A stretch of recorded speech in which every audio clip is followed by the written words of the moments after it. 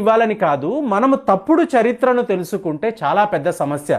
ఇంకొక మిత్రుడు, ఇతను ఒక స్టూడెంట్ కాబట్టి ఇప్పుడు ఇది నేను మాట్లాడుతున్నాను, క్లారిఫికేషన్ ఇవ్వడానికే మాట్లాడుతున్నాను. మీరు శివాజీ మహారాజును మహర్ని అన్నారు, ఈయన మహర్ కాదండి, బోన్స్లే.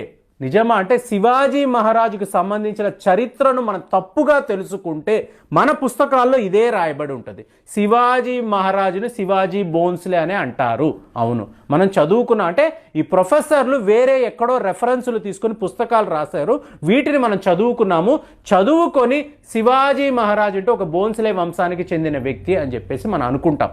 మీరు చాలా డెప్త్గా వెళ్లాల్సి ఉంటుంది ఫ్రెండ్స్. ఇప్పుడు చూడండి, శివాజీ మహారాజు యొక్క వంశం గురించి మాట్లాడాలంటే చెప్తున్నా కదా, ఈయన గురించి మనం తప్పుడు చరిత్రను చదివితే మొత్తం ఇండియా యొక్క చరిత్రనే మనం తప్పుగా చదివినట్టు. కాబట్టి ఇది మాట్లాడుతున్నా, ఒక యువకుడు పెట్టిన మెసేజ్ కోసము మీరు ఒక వీడియో చేస్తున్నారా అంటే ఇది శివాజీ మహారాజుకు సంబంధించింది, ఈయన మామూలు వ్యక్తి కాదు. మరి ఈయన మహారా లేకపోతే బోన్స్లేనా, ఇది ప్రశ్న. ఎందుకంటే మహారాష్ట్ర అంటేనే మహర్స్ నివసించే ప్రాంతం, ఇదే మామూలు రాష్ట్రము కాదు కదా.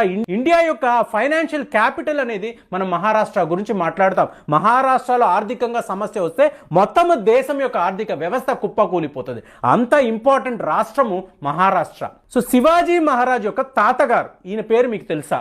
చాలా మందికి తెలియదు, ఎందుకంటే మనం శివాజీ గురించే చదువుతుంటాం. శివాజీ మహారాజ్ యొక్క తాతగారు పేరు మాలోజీ బోన్స్లే. చూసుకోండి, మాలోజీ పేరు గుర్తుపెట్టుకోండి, మాలోజీ బోన్స్లే. వీళ్ళందరూ ఏంటంటే స్వతంత్రము కోసం పోరాడారని చాలా మంది అనుకుంటారు. లేదండి, శివాజీ మహారాజ్ వంశములో ఉన్నవాళ్ళు అప్పట్లో ఈ మహర్స్, మళ్ళీ చెప్తున్నా, శివాజీ మహారాజ్ ఒక మహర్ వంశానికి చెందిన వ్యక్తి. వీళ్ళ తాతగారి పేరు మాలోజీ బోన్స్లే.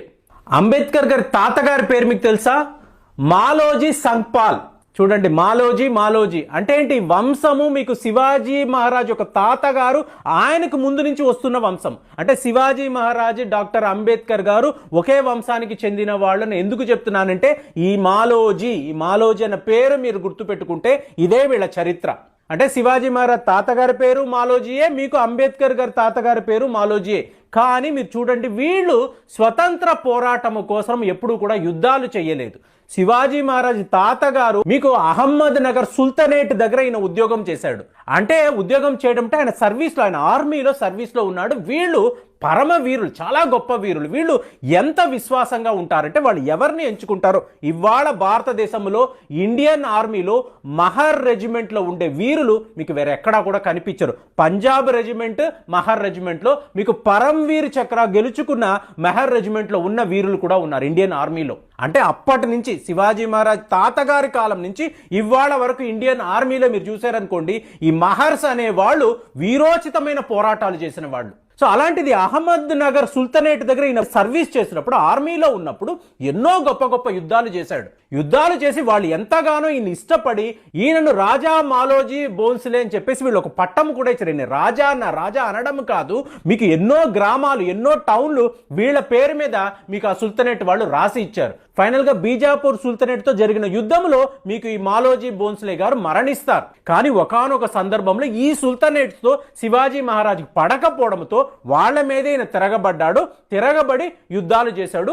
ఈ యుద్ధాల గురించి చరిత్రలో మనం చూసామంటే అద్భుతం. శివాజీ మహారాజ్ లాంటి ఒక వీరుడు మీకు శ్రీశైలం వెళ్ళారంటే శివాజీ స్ఫూర్తి కేంద్రం అని చెప్పి ఒక అద్భుతమైన ఒక కట్టడం ఉంటుంది, ఒక పెద్ద నిర్మాణం ఉంటుంది. ఏంటంటే శివాజీ మహారాజ్ అక్కడికి వచ్చి తపస్సు చేసుకున్నాడు. సో దానికి గుర్తుగా అక్కడ ఒక పెద్ద వీళ్ళు ఒక స్మారక భవనాన్ని వీళ్ళు నిర్మించారు. అమిత్ షా లాంటి వాళ్ళు అక్కడికి వచ్చి అబ్బాయి ఇది ఎంత అద్భుతంగా ఉందని చెప్పి వాళ్ళు కొనియాడే వెళ్ళారు. సో శివాజీ మహారాజ్ అంటే మామూలు వాడు కాదు. అలాగే మీకు డాక్టర్ అంబేద్కర్ గారు కూడా, వీళ్ళందరూ కూడా మహర్స్. మాలోజీ అన్న పేరు మీకు తెలిస్తే మీరు ఒక్కసారి గూగుల్ సెర్చ్లోకి వెళితే నేను చెప్తున్నా కదా, మీరు చరిత్రను డెప్త్గా తెలుసుకోవాలి. మీరు ఇవ్వబడిన పుస్తకాలు చదివి ఇదే నిజమండి, శివాజీ గారు ఒక బోన్స్లే అండి, మహర్స్ కాదు అంటే మొత్తం చరిత్రనే తప్పుగా చదువుతున్నారని అర్థం. సో ఇప్పుడు అంబేద్కర్ గారిని చూసారంటే వీళ్ళ వంశంలో ఉన్న వాళ్ళు కూడా వీళ్ళు స్వతంత్ర పోరాటాలు ఎప్పుడూ చెయ్యలేదు. మీకు అంబేద్కర్ గారి తాతగారిని చూసారనుకోండి, మాలోజీ సక్పాల్. ఈయన మీకు బ్రిటిష్ వాడు, ఈస్ట్ ఇండియా కంపెనీలో వాళ్లకు ఉండిన బ్రిటిష్ ఆర్మీలో ఉద్యోగం చేశాడు, సర్వీస్ చేశాడు ఈయన. తరువాత వీళ్ళ అబ్బాయి రామ్జీ మాలోజీ సక్పాల్, ఈయన మొదటి ప్రపంచ యుద్ధం వరల్డ్ వార్ 1 వచ్చినప్పుడు మహర్స్ని అందరినీ కూడా బ్రిటిష్ సైన్యం తరఫున ఈయన రిక్రూట్ చేశాడు. ఎంతమందిని అంటే అంతమందిని, తరువాత అంబేద్కర్ గారు కూడా రెండవ ప్రపంచ యుద్ధం వచ్చినప్పుడు మహర్స్ అందరినీ తీసుకువెళ్ళి ఈయన బ్రిటిష్ ఆర్మీలో చేర్పించాడు. మీరు మన తరఫున యుద్ధము చేయండి, అప్పుడే వాళ్ళకి అంటే బ్రిటిష్ ఆర్మీ వాళ్లకు మన సత్తా ఏంటో తెలుస్తుంది. అంటే మహర్స్ రెండవ ప్రపంచ యుద్ధములో బ్రిటిష్ ఆర్మీ తరఫున, దీన్నే బ్రిటిష్ ఇండియా ఆర్మీ అంటారు, దీని తరఫున వీళ్ళు వెళ్ళి యుద్ధాలు చేశారు. ఇంకా చెప్పాలంటే డిఫెన్స్ అడ్వైజరీ కమిటీ అని అంటారు. ఈ కమిటీలో మీకు డాక్టర్ అంబేద్కర్ గారు ఒక కీలకమైన సభ్యుడు. ఎందుకంటే ఆ మహర్స్ రెజిమెంట్ అని ఉంటుంది చూసారా, వీళ్ళు చాలా చాలా పవర్ఫుల్ ఆర్మీ. సో వీళ్ళని ఈయన తీసుకురావాలి, బ్రిటిష్ తరఫున యుద్ధము చేయించాలని చెప్పి దీనికి అంబేద్కర్ గారు చెప్తేనే వాళ్ళు వింటారు అనడంతో మీకు అంబేద్కర్ గారికి ఇంత కీలకమైన ఒక పదవిని కూడా అప్పటి వైస్రాయ్ ఇచ్చాడంటే చూసుకోండి. ఇలాగా ఒక రైట్ హిస్టరీని తెలుసుకున్నప్పుడు మన భారతదేశ చరిత్ర మనకు కరెక్ట్గా తెలుసు. ఇవాళ ఏమంటాం, బీసీ అంటాం. ఏంటి? బిఫోర్